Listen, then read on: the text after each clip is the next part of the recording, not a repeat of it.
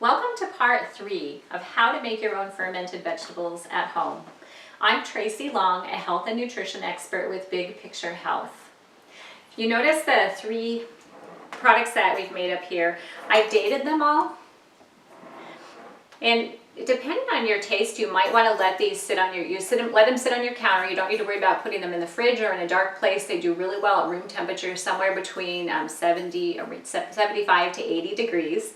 And after about 2 to 3 days, your fermentation process is really going. So then I would really encourage you to open up your product and taste it and see if it's sour enough and crunchy enough for your taste and like. And if you want to keep it going longer, you can keep it going longer, or go ahead and put it in your refrigerator, slow down the process, and then you would start using about 2 tablespoons of this a day. So I do like you to check in regularly and see. Some people like to let this sit longer, from 2 weeks even up to 3 weeks. What I'd like to cover now is when you're making fermented vegetables, what could go wrong? And the answer really is not much. The biggest problem I've seen with fermented vegetables is when a weight is not included. So remember that we put that little glass weight in here that's called a pickle pebble in here. If you don't use a weight and some of the cabbage or vegetables floats to the surface, becomes exposed to air, you're going to get some mold growth on the surface. And it's really, it's kind of gross, but it's not that big of a deal. If you do end up seeing some mold growth, all I want you to do is just take a spoon and scrape the mold off the surface, throw it away, and you really can continue using your product. The reason is that the lactic acid that is created as a byproduct of fermentation really makes it impossible for mold to grow underneath the surface in this anaerobic environment. And so there's no way that mold can be growing down in that product. So you just scrape it off, get rid of it, and then make sure that you're keeping those vegetables underneath the surface of the water. So you're creating that anaerobic environment and preventing mold growth. Something else that you might see happen, maybe about day 2 or 3, is bubbling up or kind of a white foam or skim on the top, and that's perfectly normal. As that carbon dioxide is building up from the fermentation process, it's really normal to see that. Sometimes you might even get a little bubbling over that might happen day 2 or 3. No problem, just set your jar on a plate to catch the mess and it will stop after about 2 to 3 days. Another problem I've seen people run into is that maybe their cabbage or vegetables are a little dry and they don't have enough brine to cover the vegetables completely. So a great option for you is to make your own brine with a cup of water, and I would encourage you to use distilled water or filtered water. Don't use tap water that's been chlorinated, because the chlorine in the water will actually kill the microorganisms that you're trying to grow in your product. So you would just take a cup of that filtered water and add 1 teaspoon of salt, dissolve the salt in the water, and then add enough to keep your vegetables covered. Another problem that I personally have run into, when I did not keep my fermented vegetables covered by a cloth or a coffee filter or a lid or one of these silicone covers, you can get fruit flies in your product. And so I was really bummed, because I had made a big crock. This is a 2-gallon crock that I have, and I had filled this with fermented vegetables, and I got this infestation of these flies, and so I had to pitch the whole thing. I threw that away. So always keep things covered. And so that brings me to, while we're talking about it, I'll introduce you to a crock. This is a 2-gallon crock. It comes in a 1-gallon size, and it comes from the Ohio Stone Company.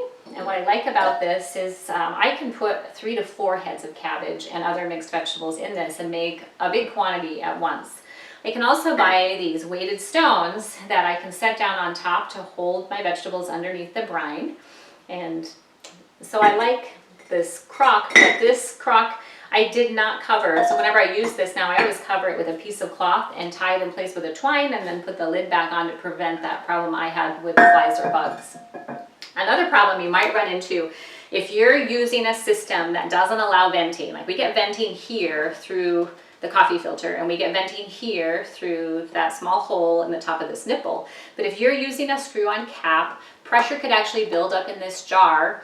Canning jars are made to withstand high pressure, so it's unlikely that your jar would ever burst and break, but the lid might actually start bulging up and burst and break.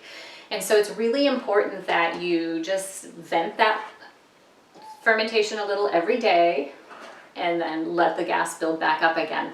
If you vent it every day, you're really not going to ever have a problem with too much pressure building up.